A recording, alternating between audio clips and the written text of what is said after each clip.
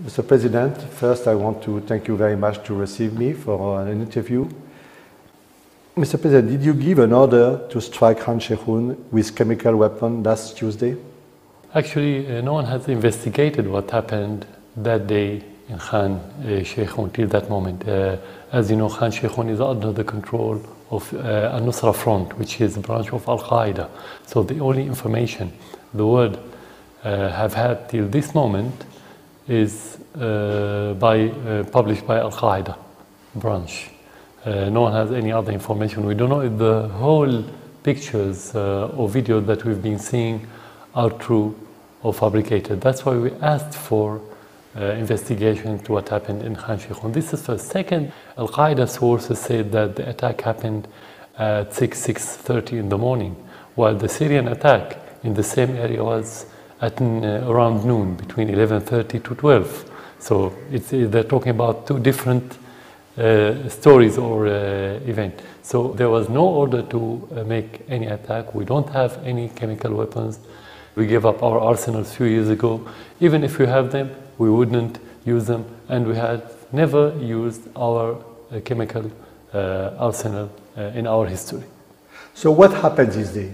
As I said, the only source is al-Qaeda. We cannot take it seriously, but our impression that the West, mainly the United States, is hand in glove with the terrorists. They fabricated the whole story in order to have a pretext for the attack.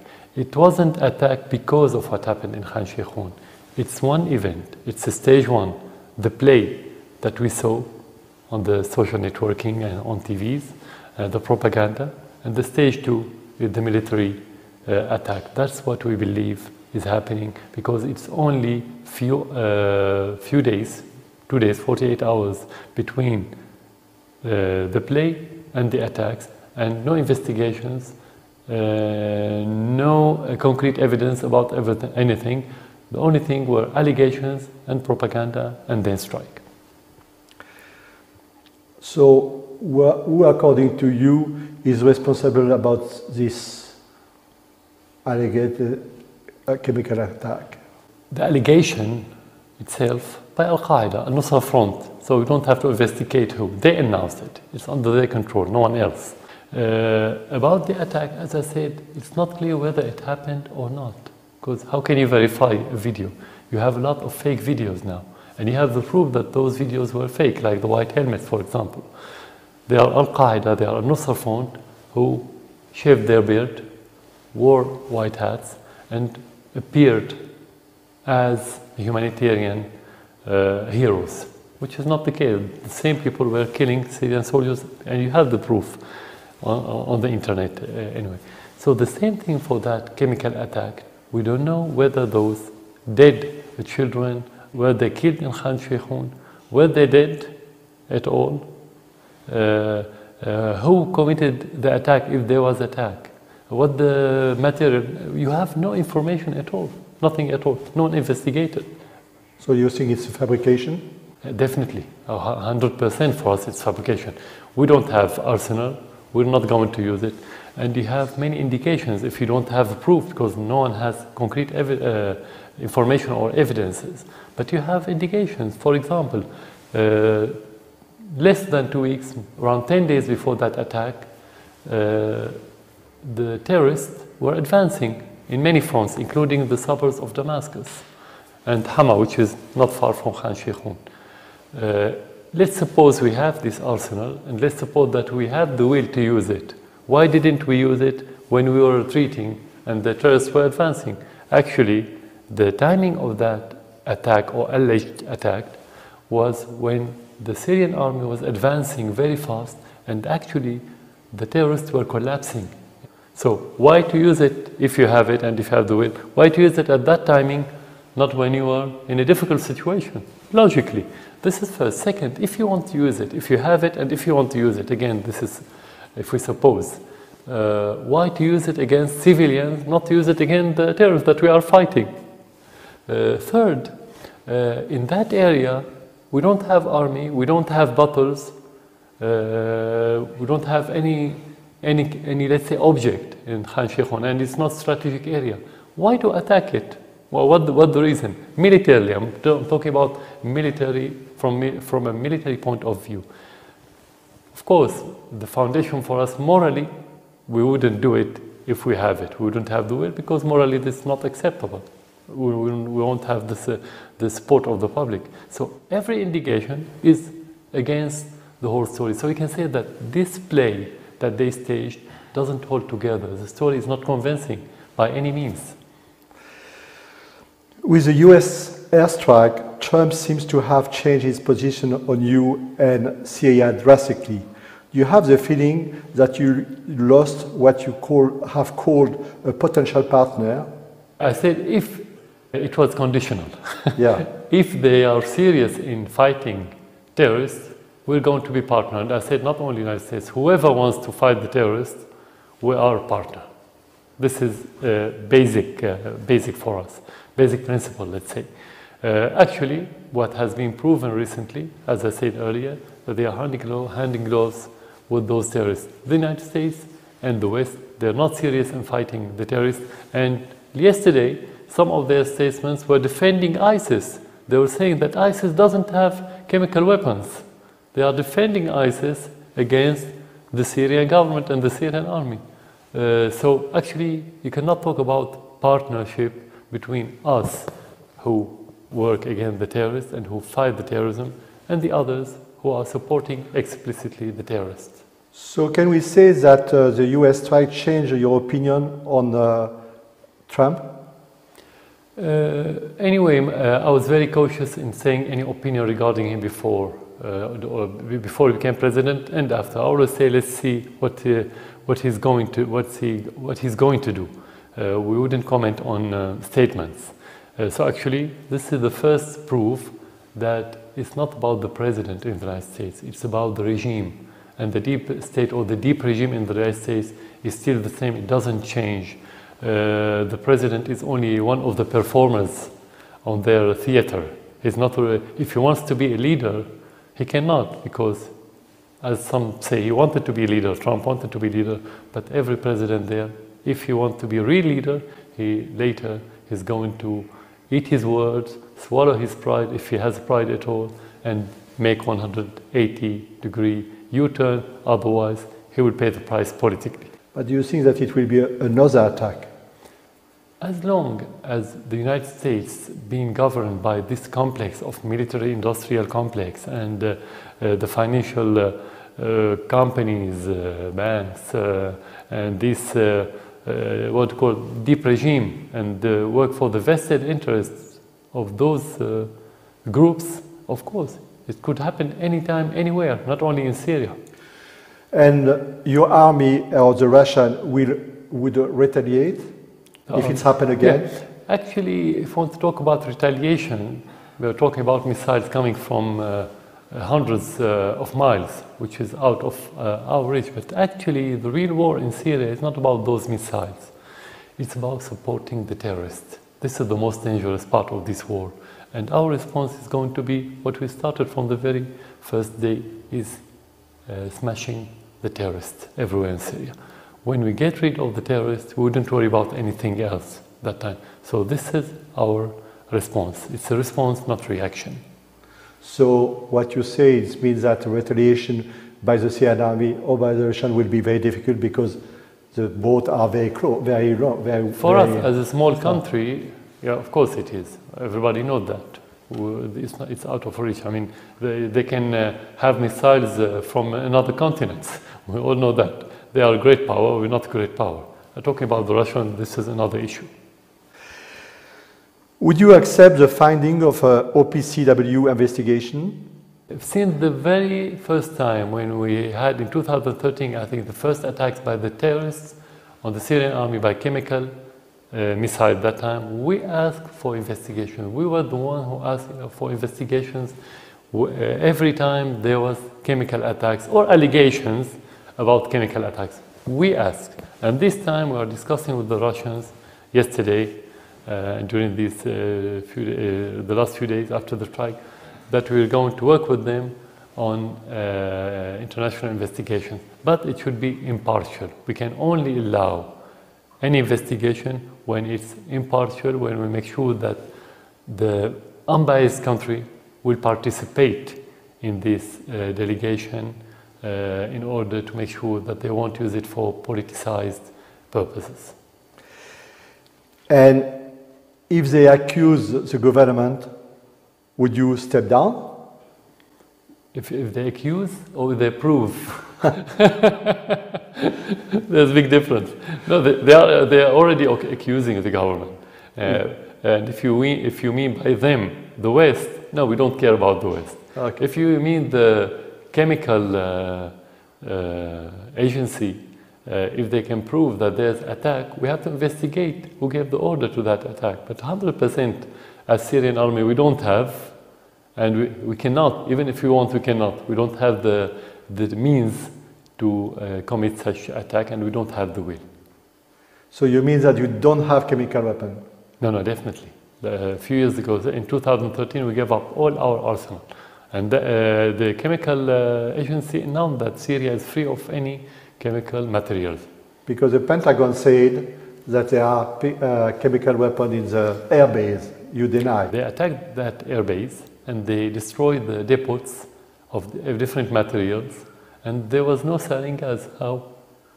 If they said that we launched the sarin attack from that air base, what happened to the sarin when they attacked the depots?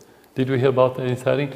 Our chief of staff was there a few hours later. How could he go there if there was sarin gas?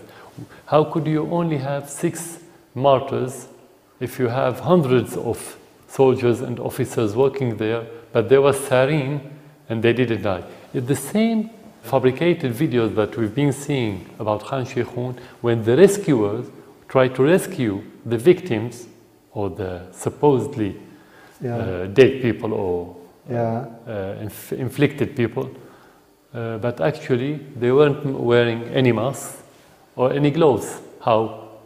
Where's the sarin? This should be affected right away. So this is all allegation. This attack and these allegations is another proof that it was fabricated and there was no sarin anywhere. If you say that you didn't give any order, it is possible that the chemical attack could have been carried out by rogue or fringe element from the army? Even if you have rogue element, the army doesn't have chemical material. This is first. Second, rogue army cannot send airplane at their will whenever they want. It's airplane. It's not small car to take it from place to place or a small machine gun to use it. You can talk about somebody who's been using his pistol on his behalf the way he wants and break through. That could happen anywhere in the world, but not the airplane. This is second. Third, the Syrian army is a regular army. It's not a militia. It's regular army. It has hierarchy. It has very clear way of orders. So this kind of rough personnel try to do something against the will of the leadership of the army never happened during the last 6 years of the war in Syria. Did the Russians warn you before the US attack and they were present in the airbase? No, they didn't warn because they didn't have the time to warn, because the Americans called them maybe a few minutes before the launching, or some says after the launching, because it takes time to reach the base. But actually we had indications that there was something that was going to happen, and we took many measures in that regard. Do you confirm that 20% of your air force has been destroyed in this attack, as the Americans said? I don't know what the criteria and what the reference of 20%, what the 100% for them. Is it the number of airplanes? Is it the quality? Is it the, the active airplanes and the stored airplanes? I don't know what do they mean by this. No, actually what we and the Russians announced about few airplanes being destroyed. Most of them are the old ones. Some of them were not active. Anyway, this is the reality. And the proof that we've seen the strike, we haven't stopped attacking terrorists all over Syria. So we didn't feel that we are really affected. Our firepower, our ability to attack the terrorists hasn't been affected by this strike. You know, your government said in the beginning that you hit a chemical weapon depot. Is it true? It was a possibility, because when you attack any target related to the terrorists, you don't know what's in it. You know that this is target. It could be a store, it could be a warehouse, it could be a depot, it could be a camp, it could be a headquarters. You don't know, but you know that the terrorists using this place, and you attack it like any other place. And that's what we've been doing since the beginning of the war on daily basis, on hourly basis sometimes. Yeah. But you cannot tell what's within this. So that was one of the possibilities, that the airstrikes attacked a depot of chemical material, but this is conflicting again with the timing of the announcement. Mm-hmm. Not because only the terrorists announced it in the morning, but because their media, their pages on Twitter and on the internet announced the attack few hours before the alleged one, which is 4 in the morning. 4 in the morning announced that they're going to be chemical attack, we have to be ready. How did they know about it? Don't you think that Khan Cheikhoun is a huge setback for you? For the first time in 6 years, the US attacked your army, and yesterday, after a brief honeymoon, Timmermans said that the reign of Assad family is coming to the end. Don't you think that Khan Cheikhoun is a huge setback for you? There's no reign of Assad family anyway in Syria. He's dreaming, or let's say he's hallucinating. So we wouldn't waste our time with his statement. In reality, no. Actually, during the last 6 years, the US was directly involved in supporting the terrorists everywhere in Syria, including ISIS, including al-Nusra, including all the other like-minded factions in Syria. This is clear, and this is proven in Syria. Well, if you want to talk about the direct attacks, actually only a few months ago, there was more dangerous attack than the recent one. Just before Obama left, I think a few weeks before he left, it was in Deir ez-Zor, in the eastern part of Syria, when they attacked a very strategic mountain. It was a Syrian base, a regular Syrian army base, and that helped ISIS took over that mountain. And if the Syrian army wasn't resilient and strong enough to repel ISIS, the city of Deir ez-Zor would have been now in the hands of ISIS. Means direct link between Deir ez-Zor and Mosul in Iraq, which would have been a very strategic gain to ISIS. So actually no, the American government was directly involved. But this time, why did they attack directly? Because, as I said, the terrorists in that area were collapsing. Mm-hmm. So the United States didn't have any other choice to support their proxies, the terrorists, but to directly attack the Syrian army, because they sent them all kind of armament and they didn't work. That's why. For you, it's not a huge setback after the honeymoon? No, it was actually part of the context, the same context for 6 years. Yeah. It took different shapes, but the core of the American policy and the Western policy toward what's happening in Syria, it hasn't changed at all. Forget about the statements. Sometimes you have high-pitched statements, sometimes you have low-pitched statements, but it's the same policy. You have gradually pushed most of the rebels into Idlib. Do you plan to attack it next? We're going to attack terrorists anywhere in Syria, Idlib or any other place. What the timing, what the priority, this is a military issue, should be discussed on the military level. You said before that Raqqa is a priority for your government, but the forces advancing on the city are mostly US-backed Kurds. Aren't you afraid of being excluded from the liberation of Raqqa? No, we support whoever wants to liberate any city from the terrorists. But that doesn't mean to be liberated from terrorists and being occupied by American forces, for example, or by another proxy, or another terrorist. So it's not clear who's going to liberate Raqqa. Is it really Syrian forces that's going to hand it over to the Syrian army? Is it going to be in cooperation with the Syrian army? It's not clear yet. But what we hear is only allegations about liberating Raqqa. We've been hearing that for nearly a year now, or less than a year. But nothing happened on the ground. So it's just, let's say, a hypothetical question because there's nothing concrete on the ground. The US and Russia are the co-sponsor of Geneva process. Because of the tension between the two countries, do you think that this process can continue? Look, there's a big difference between the process being active, which could happen anytime to reactivate the process, and to be effective. Till this moment, it's not effective. Why? Because the United States is not serious in achieving any political solution. They want to use it as umbrella for the terrorists, or they want to get in this forum what they didn't get on the ground in the battlefield. That's why it wasn't effective at all. Now, it's the same situation. We don't see this administration serious in that regard, because they still support the same terrorists. So we can say, yes, it could be reactivated, but we cannot say we expect it to be effective or productive. No. After 6 years, Mr. President, aren't you tired? Actually, the only thing that could make pressure on you, not the political situation, not the military situation, actually the human situation in Syria.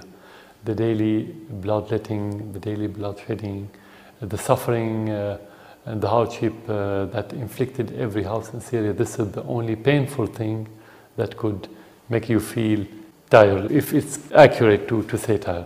Well, regardless, if you talk about the war, about the politics, about the relation with the West, no, I don't feel tired at all, because we are defending our country, and we're not going to get tired at all in that regard. What makes you lose sleep?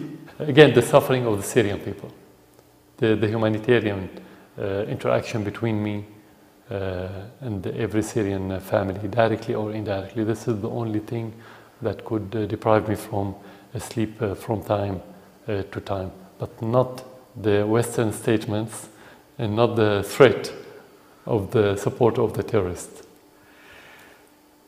Today, there are people from Fua and Kifraya who will move from their village to Damascus or to Aleppo.